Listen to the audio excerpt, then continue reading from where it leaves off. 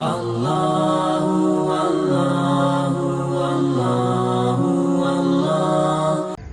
علیکم۔ وعلیکم السلام۔ جی احمد بھائی، آج آپ ناظرین کو کس مزار کی زیارت کروانے لگے؟ اسد بھائی، آج انشاءاللہ ہم ناظرین کو مادولال حسین علیہ رحمہ، جو کہ لاہور کے مشہور بزرگ ہیں، مشہور ولی اللہ ہیں، ان کے مزار کی زیارت کروائیں گے۔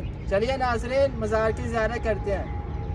جی ناظرین، اس وقت آپ سکرین پر لاہور کے مشہور ولی اللہ مادولال حسین رحمۃ اللہ علیہ کے مزار کی زیارت کر رہے ہیں۔ آپ رحمۃ اللہ علیہ کی ولادت 945 ہجری میں لاہور میں ہوئی۔ جب آپ کچھ بڑے ہو گئے تو آپ کے والد محترم نے آپ کو علم دین حاصل کرنے کے لیے مدرسے بھیجا۔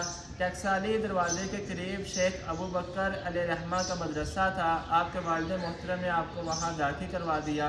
شیخ ابو بکر علیہ رحمہ کے مدرسے میں ایک دن صوفی بزرگ بہلول دریائی رحمۃ اللہ علیہ کی آمد ہوئی تو وہاں کے طلباء نے ان کی زیارت کی۔ بہلول دریائی رحمۃ اللہ علیہ نے جب لال حسین علیہ رحمہ کو دیکھا تو آپ کو فرمایا کہ بیٹا جاؤ، میرے لیے وضو کے لیے پانی لے آؤ۔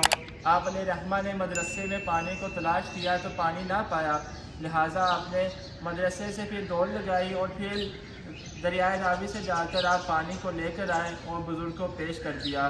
جب بزرگ نے آپ کی محبت اور چاہت کو دیکھا تو دعا دی کہ اللہ رب العزت تمہیں اپنی محبت اور عرفان عطا فرمائے۔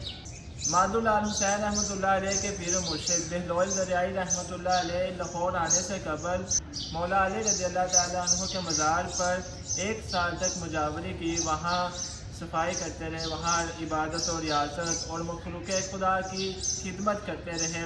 اس کے بعد امام حسین رضی اللہ تعالیٰ عنہ کے مزار پر 3 سال تک آپ نے جا کر مجاوری کی۔ بعد از آپ حج کرنے کے لیے مکہ شریف حاضر ہوئے اور 1 سال تک آپ مکہ شریف اور مدینہ شریف میں آپ نے قیام فرمایا، اور اس کے بعد دوبارہ آپ ایران میں امام موسیٰ کاظم علیہ رحمہ کے مزار پر آئے اور وہاں کچھ عرصہ قیام کیا۔ ایک روز آپ کو خواب میں امام موسیٰ کاظم علیہ رحمہ کی زیارت ہوئی تو آپ کو فرمایا تمہارا فیض فلاں جگہ فلاں غار میں موجود ایک بزرگ کے پاس ہے، جاؤ ان سے اپنے فیض کو حاصل کرو۔ آپ نے وہاں سے سفر کیا اور اس غار کے مقام پر پہنچے۔ جب ان بزرگوں کے سامنے حاضر ہوئے تو وہ مراقبے میں تھے۔ جب انہوں نے اپنے سر کو اٹھایا اور سامنے حاضر پایا تو آپ کو دیکھ کر مسکرائے اور آپ کو فیض سے مالا مال فرمایا۔ فیض حاصل کرنے کے بعد آپ نے پھر لاہور کی طرف سفر کیا اور پھر لاہور میں آ کر شیخ ابو بکر کے مدرسے میں آپ نے قیام فرمایا۔ جن دنوں آپ لاہور میں شیخ ابو بکر علیہ رحمہ کے مدرسے میں قیام پذیر تھے تو مادولال حسین رحمۃ اللہ علیہ آپ کی صحبت سے فیضیاب ہونے لگے، اور آپ کی صحبت سے آپ کافی بہلول دریائی رحمۃ اللہ علیہ سے متاثر ہو چکے تھے، آپ کی مجلس میں حاضر رہنے لگے۔ ایک دن مادولال حسین رحمۃ اللہ علیہ نے بہلول دریائی رحمۃ اللہ علیہ کے ہاتھ پر بیعت کی۔ کچھ ہی عرصے میں بہلول دریائی رحمۃ اللہ علیہ نے آپ کو کمال درجے تک پہنچا دیا۔ جتنا عرصہ بہلول دریائی رحمۃ اللہ علیہ لاہور میں قیام پذیر رہے، مادولال حسین علیہ رحمہ آپ کی صحبت سے فیضیاب ہوتے رہے۔ جب آپ کے پیر و مرشد بہلول دریائی علیہ رحمہ کو لاہور چھوڑنے کا حکم ہوا اور آپ لاہور سے تشریف لے گئے تو مادولال حسین علیہ رحمہ دن بھر جنگلوں میں گھوما کرتے اور رات کو پھر داتا صاحب علیہ رحمہ کے مزار پر حاضر ہو جایا کرتے تھے۔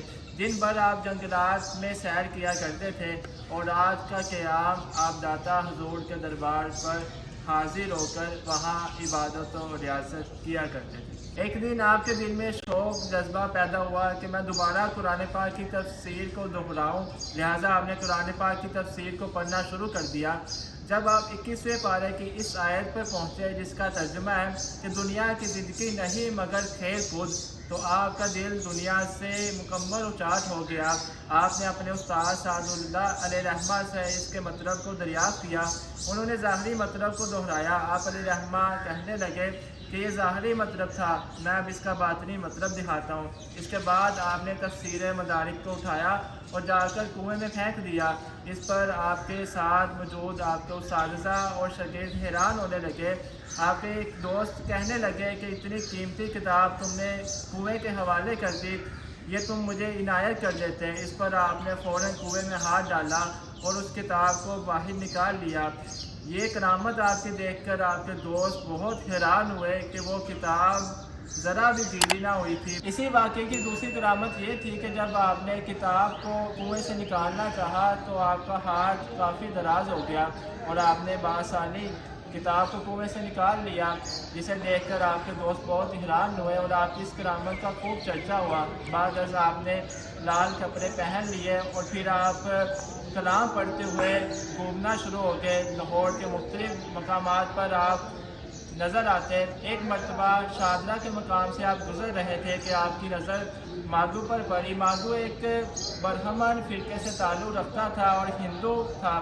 जब उस पर नज़र पड़ी तो आप ये जान गए कि इस लड़के का फैज़ मेरे पास महफूज है, लिहाजा आपने उस लड़के का पीछा करना शुरू कर दिया, तलाश करना शुरू कर दी।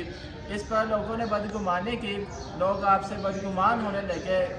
मादू के घर वाले भी आपसे खफा हुए। पहले तो मादू भी आपसे कुछ नाराज़ नज़र आया, लेकिन वो बाद में आपसे इत्तेफाक करने लगा।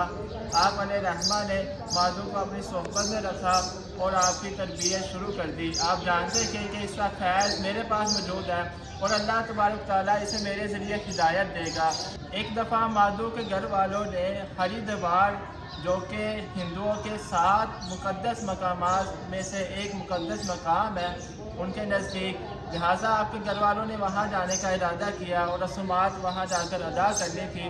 मादू को भी बोला कि तुम हमारे साथ चलो, तो लाल हुसैन अलैहिर्रहमान ने आपको घर वालों के साथ जाने से मना कर दिया। घर वाले इससे खफा हुए और आपसे इसरार करने लगे। इस पर आपने फरमाया, तुम जाओ, तुम हरिद्वार जैसे ही पहुँचोगे, रसूमात अदा करने से पहले मादू तुम्हारे साथ वहाँ शामिल हो जाएगा। घर वालों ने पूछा, वो कैसे होगा? आप अलैहिर्रहमान ने फरमाया, इसकी मैं गारंटी देता हूँ। लिहाजा वो तमाम घर वाले आपके हरिद्वार की तरफ चले गए। सैकड़ों मील का सफ़र करने के बाद जब वो वहाँ पहुँचे और रसूमात अदा करने का दिन आया, इधर लाहौर में मादू लाल हुसैन अलैहिर्रहमान से कहने लगे, हुजूर आज रसूमात अदा करने का दिन है, मेरे लिए क्या हुक्म है? लाल हुसैन अलैहिर्रहमान ने फरमाया, तुम अपनी आंखें बंद करो और चंद कदम चलो और जब मैं तुम्हें आंखें खोलने का कहूँ तो खोल देना। लिहाजा आपने ऐसा ही किया।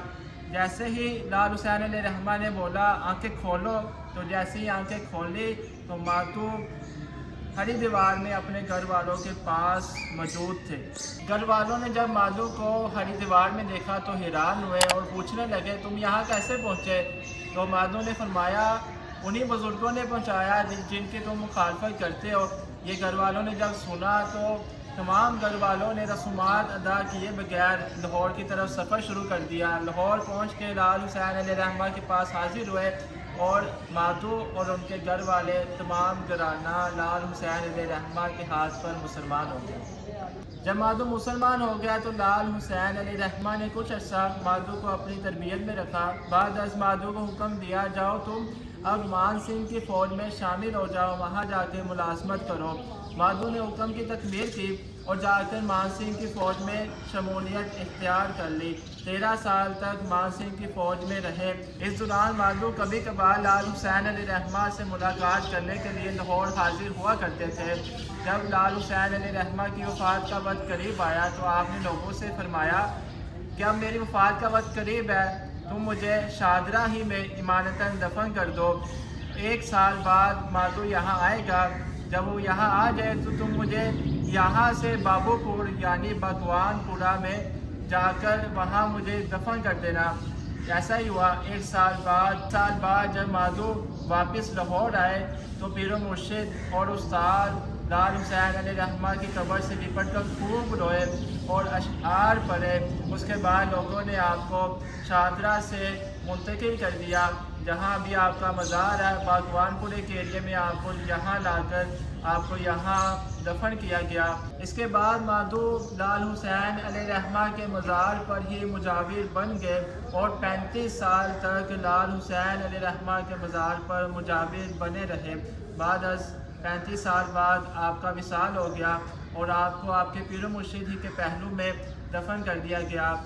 1008 हिजरी में लाल हुसैन अलैहिर्रहमान का विसाल हुआ। उस वक्त आपकी उम्र 63 साल की थी। जब लाल हुसैन अलैहिर्रहमान को शादरा से भगवानपुरा शिफ्ट किया गया 1 साल बाद तो आपका जिस्म सही और सालिम था। مادو اور آپ کے پیر و مرشد لال حسین علیہ رحمہ کی یہ بے مثال محبت، یہ لازوال محبت تھی کہ مرید اور پیر کا نام ایک ساتھ بولا جاتا ہے۔ اللہ رب العزت آپ کے فیضان سے ہم سب کو مالا مال فرمائے۔ آپ کا مزار لاہور میں باغبان پورے کے ایریے میں مرجع خاص و عوام ہے۔